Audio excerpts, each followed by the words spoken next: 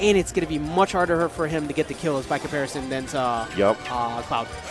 On top of that, oh, hold on. Things are going to get a little bit weirder.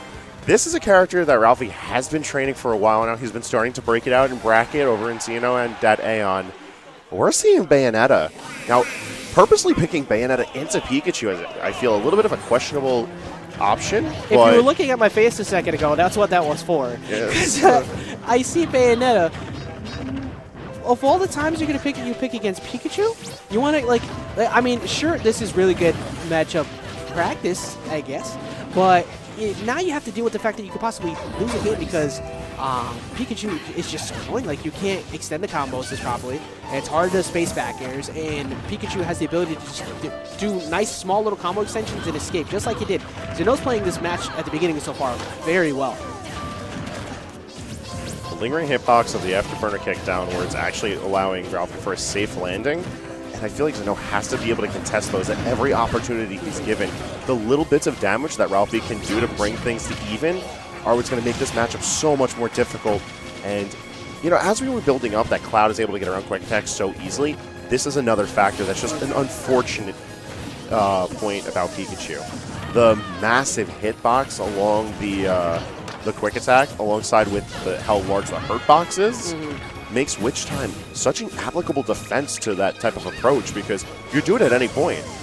Yeah, however, unfortunately, you know, we take those and you get a free stock off of Ralphie, but Ralphie basically just stared down at Xanoe on the side of the ledge, pretty much anticipating that quick attack to come. I feel like he read that book like 3 years beforehand because he was just waiting. But you're right, though. Just the fact that you could stuff that out with that Witch Time and be relatively safe for the most part. Xanoe needs to focus on his opportunities where he can punish an overcommittal Witch Time or air dodges. But right now, eating a lot of damage. And this is looking, and once again, immediately calling it out.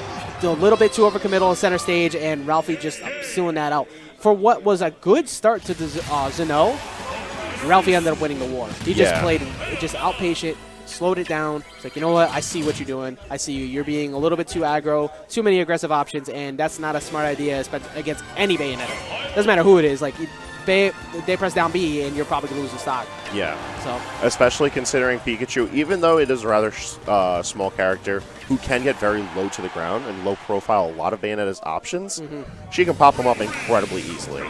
Yeah, no, that was very smart. He played it to a T.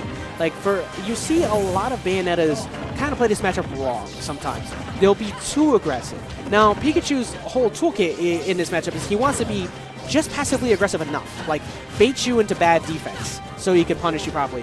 But Ralphie played so smooth towards the end, especially when he had this % lead. He was like, all right, now I know you have to get committal, and he punished him accordingly every time. It was very impressive.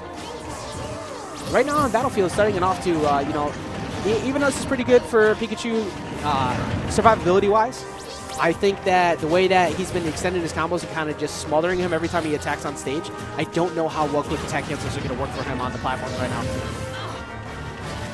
Moving things in towards these upper platforms, I feel is really dangerous for Xanoe, even though he's keeping the percentages on tiny bits and tiny bits more than Ralphie can trade back to him. The easier it is for Ralphie to be able to read the movement, the easier it's going to be for him to punish it. And we see Ralphie putting out a lot of back airs as a way to stuff out these approaches, whether or not they're quick attack to face or a single jump in. It's a fantastic quick option, very safe, very potent hitbox when it does hit. And Ralphie, you could see a lot of his Cloud play behind this Bayonetta. He's just looking to control center stage, just looking for options that will punish out options instead of going for overwhelming pressure. Yeah, he's using what is a normally not so great neutral in Bayonetta, but he's abusing good active frame data and hitboxes to stuff out pretty much anything Xanoe tries to go for, because Xanoe's suffering the Pikachu problem now. He's getting the damage, he's not getting the kill. He could have possibly had one from before. Oh my, almost SDIing his way out of the stage there. But yeah, the platform stopped it before.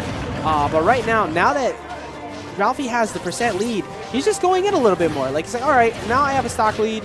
I can just be in your face. And what can you do to stop me? Thunder. A very well-placed Thunder.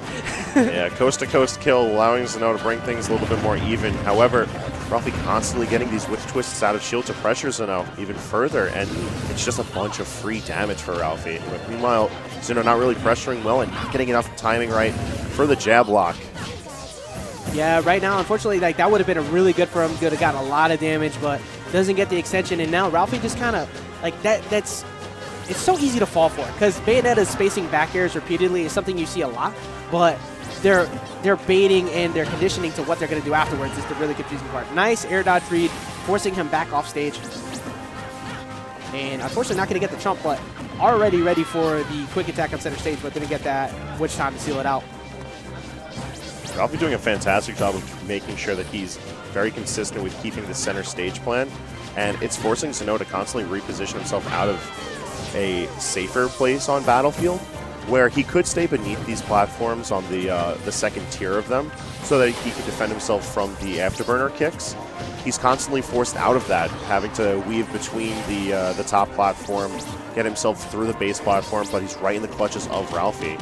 We see him get the grab and a back throw to further just build up damage, get the stage control. Ralphie constantly fishing around for this witch time. He wants to end this quick.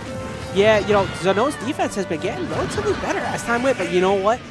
Ralphie just outpatiened him there. He's like, you know what? Fine, I'm just going to free fall and see if you get a little bit too aggressive. Because that was the first time he really just gave him what seemed like a free hitbox. Yep. He's like, all right, you know what? Cool, go ahead, hit me. I'm lingering. And then, boom. Like, it's such a good bait and switch when you have the ability to live off of